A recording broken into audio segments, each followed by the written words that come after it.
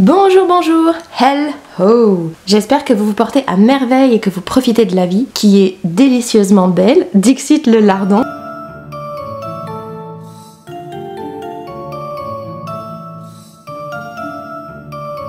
Cet été, on a dû pas mal changer nos plans, mais finalement, malgré un planning bien rempli, avec des choses agréables, les temps de répit-repos qu'on peut grappiller sont vraiment les bienvenus, après plusieurs mois très rock'n'roll.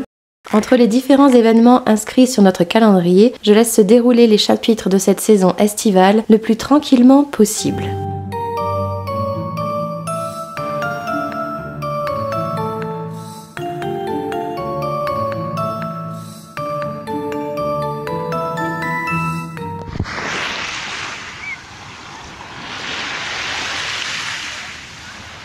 On a eu également le dernier acte de nos travaux avec les ouvriers qui sont revenus 3 journées distinctes pour des finitions, pour des rafistolages, des choses comme ça. Maintenant ça y est, c'est tout bouclé. On profite de chez nous, on profite de notre maison toute rénovée, toute belle. On fait encore quelques petites améliorations par-ci par-là.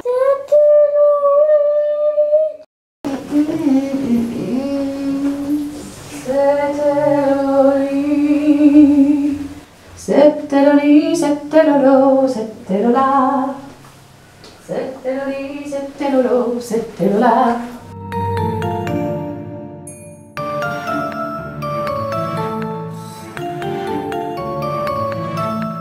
J'ai failli revenir vers vous à plusieurs reprises. J'avais le temps, j'avais l'envie, mais je savais plus du tout par quel bout prendre les choses, tant au niveau des tournages que du montage. J'ai eu énormément de mal à reprendre la caméra. Peut-être parce que dans ma dernière vidéo, j'ai filmé quasiment tous les jours pendant 2 mois et demi.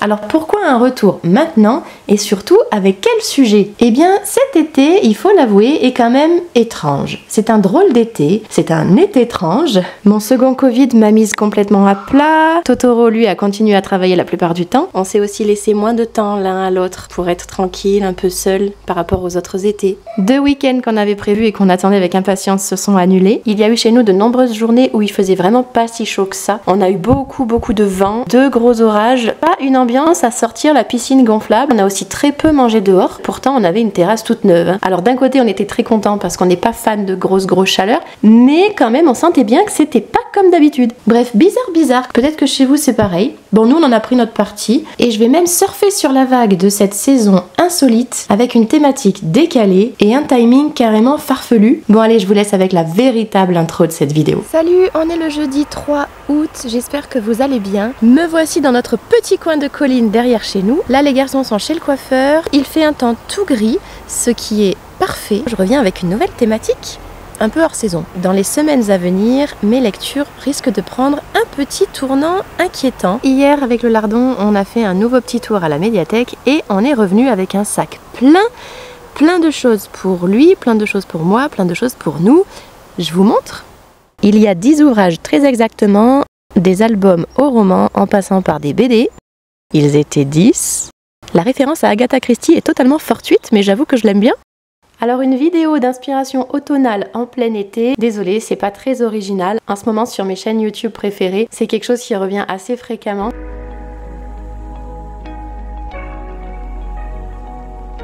Le mélange, déjà comme une envie d'automne, plus des vacances pas tout à fait comme les autres, ça donne un Halo Vlog très en avance. Bon, en même temps, après le souffle de féerie, de magie dans la précédente vidéo, c'est un peu logique de compléter par le côté obscur de la force, frisson, voire même glaçon, chair de poule et abracadabra!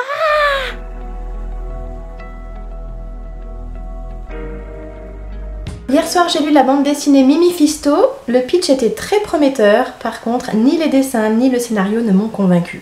Dans la foulée, j'ai commencé American Predator, publié par une journaliste d'investigation et basé sur des faits divers dramatiquement authentiques, l'histoire d'un serial killer à travers les États-Unis. Et là, c'est tout autre chose et c'est véritablement glaçant. C'est le cas de le dire puisque ça commence à Anchorage, qui est la plus grande ville d'Alaska, avec la disparition tout à fait réelle d'une jeune serveuse en février 2012. Je l'avais repérée dans une vidéo de Margot Liseuse il y a quelques mois et Une chose est sûre, je ne peux déjà plus le lâcher. Salut, on est dimanche matin et je viens de terminer American Predator. L'histoire vraie de cet Israel Keyes qui s'est suicidé dans sa cellule en décembre 2012 et qui entre-temps a fait des révélations vérifiées par le FBI.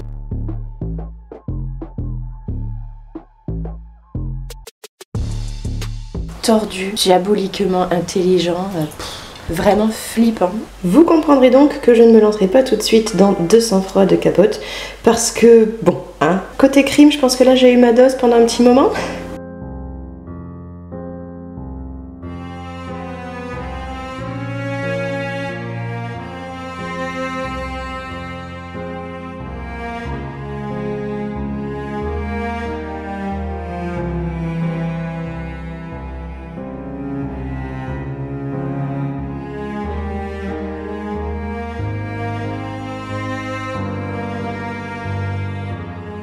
« 375 pages sur 740, là les choses vont clairement s'accélérer.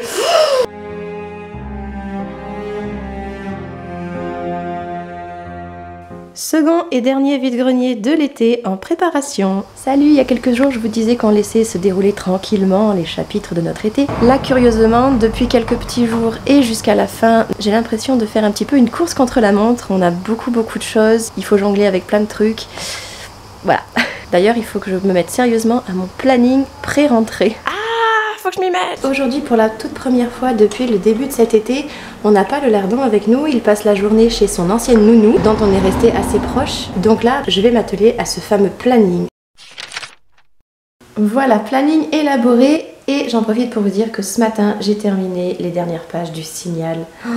Waouh! Je vais pas trop vous en dire, mais cet été-automne-là, dans une ville fictive du Massachusetts, ont lieu de plus en plus de phénomènes inexplicables, inquiétants, d'intensité croissante, de plus en plus terrifiants. C'est très bien mené. On est quelque part entre Stranger Things, Stephen King et Dan Simmons. Un excellent thriller fantastique français, je vous le recommande vivement. L'angoisse totale! Qu'est-ce que je vais commencer comme nouveau bouquin ce soir?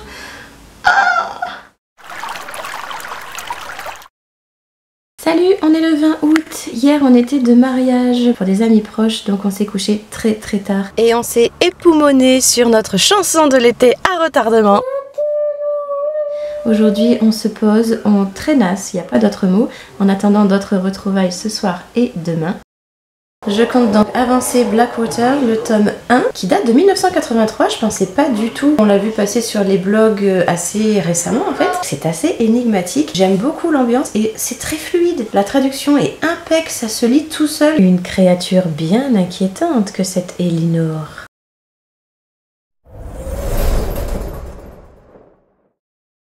Salut, on est mardi. Même si on garde un petit copain du lardon toute la journée, je pense que les deux loulous devraient me laisser l'opportunité de terminer mon volume. C'est mon objectif du jour. J'ai juste une petite démarche à faire en ville et après je rentre. Désolée pour le spectre violet qui joue sur ma droite, c'est juste le soleil matinal qui fait le coquin. Je pense vraiment que je poursuivrai la saga Blackwater. Ça m'intrigue. Cette histoire de famille, cette histoire de femme, cette histoire de personnage fantastique qui a des choses à cacher, c'est vraiment bien.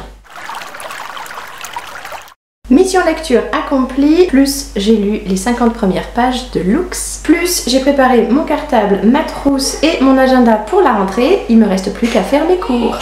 J'en suis à un tiers de Lux et c'est très étrange parce que tout a déjà eu lieu. Un crime sanglant et des vengeances. Le passé nous a été raconté et il y a encore 2 tiers d'histoire. Je vais donc rester en Australie encore quelques temps. Je vous tiens au courant. Chez vous aussi, il fait une chaleur infernale. Et ce soir, on reçoit 11 de nos voisins pour un apéro dînatoire. On va cuire.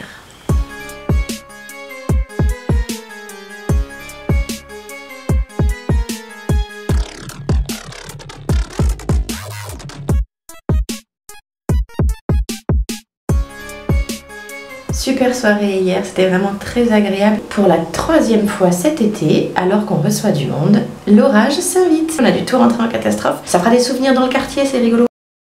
Aujourd'hui, notre lardon retourne chez sa tati chérie. Et pour moi, l'objectif numéro 1, c'est rebidouiller mes cours de 5e. Et oui, là, faut vraiment s'y mettre.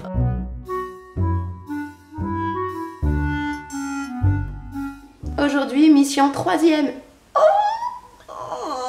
Heureusement, j'ai mon petit Pedro Pascal des 20 ans de notre nièce qui m'encourage.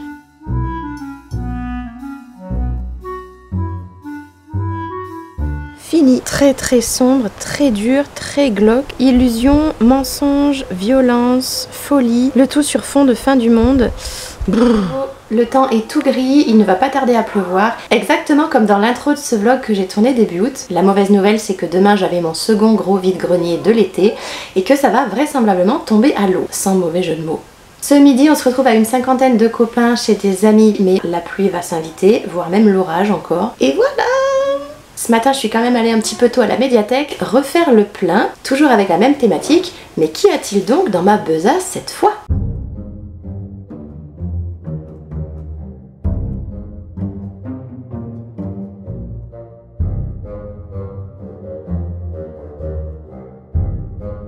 En parlant d'école, nous, on est prêts pour le CP!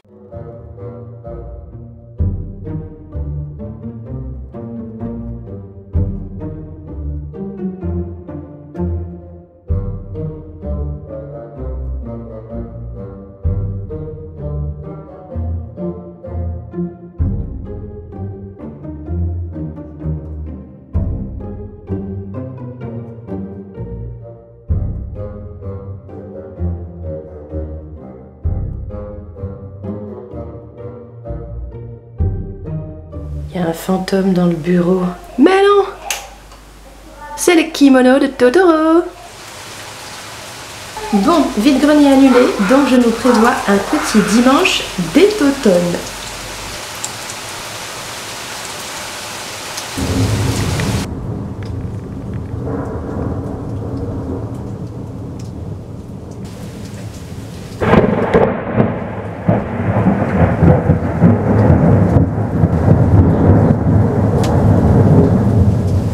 Au fait, je vous ai pas dit, mais hier, il a très peu plu finalement, contrairement au déluge d'aujourd'hui. On a passé une super journée, les petits se sont régalés.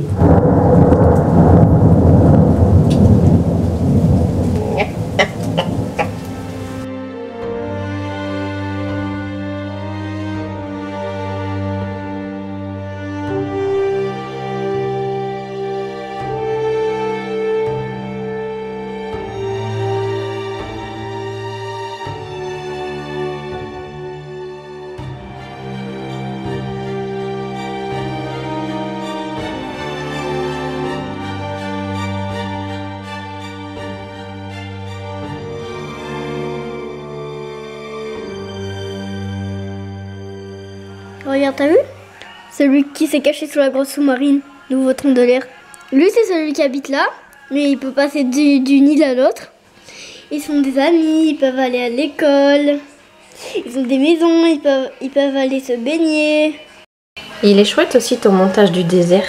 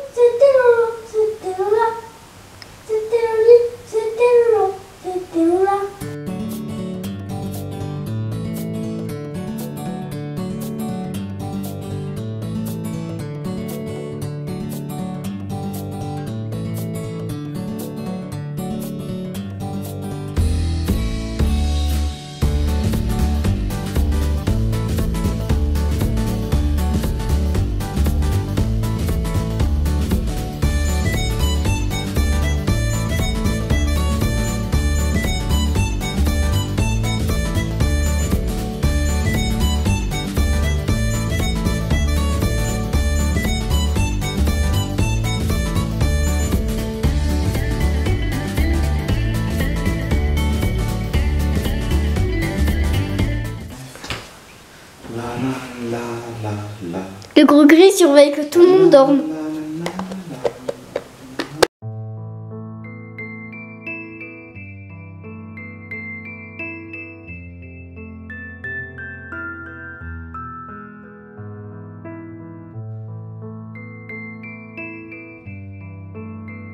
Aujourd'hui, c'est Grenat. On n'est même pas très loin du rouge sang, hein?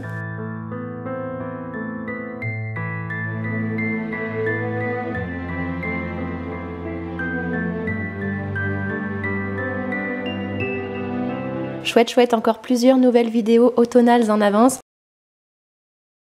Avez-vous déjà lu le 13e conte? Regan l'a lu la semaine dernière, moi j'avais adoré. Ça va me motiver tout ça. En cette fin d'été, rangement plus que nécessaire du coin insectes. Oh là là, le cauchemar!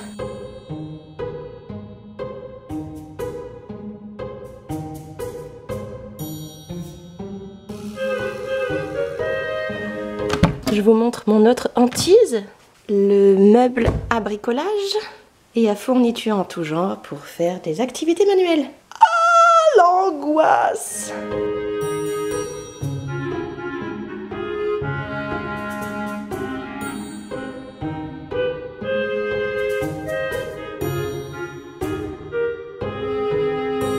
Poisson pané à la Totoro avec les dernières tomates de mon papa.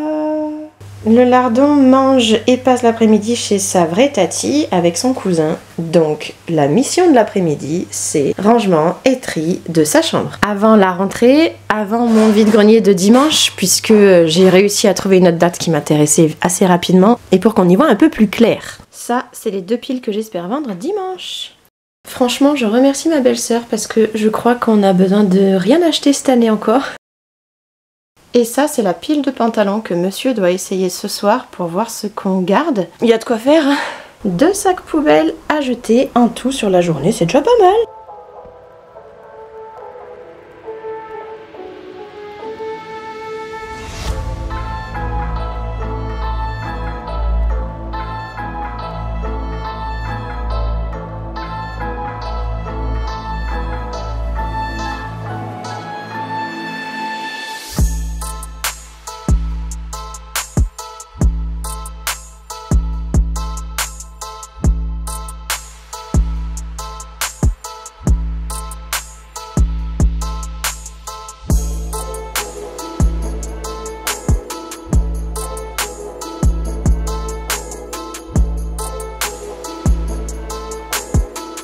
Aujourd'hui, c'est à la fois un condensé des dernières semaines et la fin d'un quasi reset de pré-rentrée, on va dire.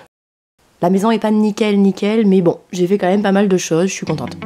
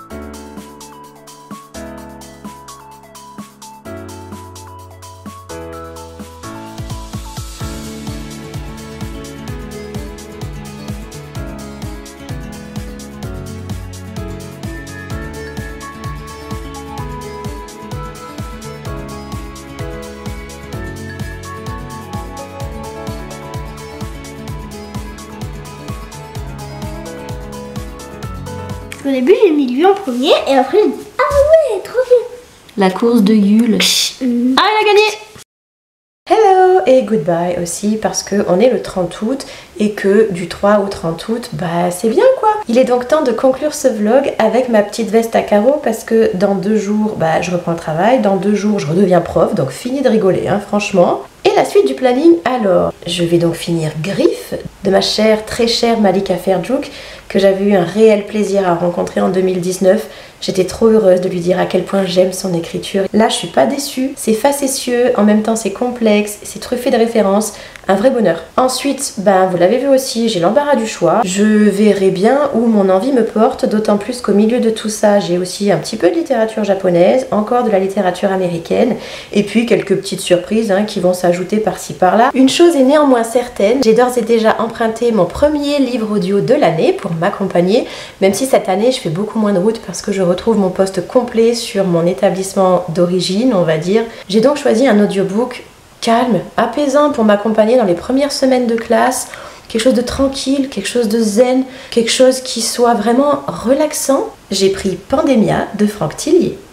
Il m'accompagnera pour ma 14e rentrée dans ce collège. 14, c'est aussi le chiffre de l'édition du challenge Halloween de Lou et Hilde qui nous attend au mois d'octobre. L'année dernière, c'était le chiffre 13. D'ailleurs, j'ai reposté il y a quelques jours la vidéo que j'avais tournée avant le challenge de l'an passé parce que je l'avais effacée par mégarde. Par mégarde, c'est ça, oui. Envoûtement démoniaque, oui. Bref, je suis donc très en avance pour la suite des réjouissances bloguesques. Mais bon, vu ce que je viens de vous proposer là, il est possible qu'au mois d'octobre, au lieu de vous pondre une petite vidéo d'Halloween, je vous fasse un petit vlog de Pâques. Je vous souhaite de faire de splendides découvertes et je vous laisse avec un aperçu des lectures jeunesse qu'on a faites que je vous ai pas montré plus tôt. Donc les voici. À très bientôt. Bye bye.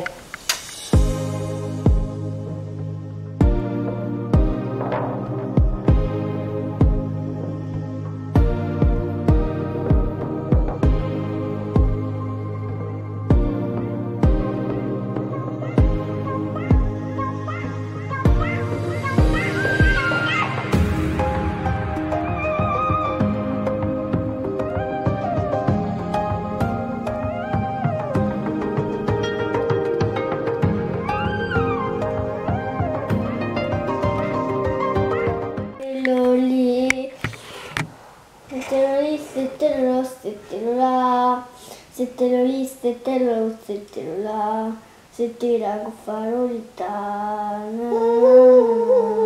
C'était le lit, c'était le lit, c'était le c'était le là, C'était le lit, c'était le lot, c'était le là. c'était la Goffarolita. La la la la.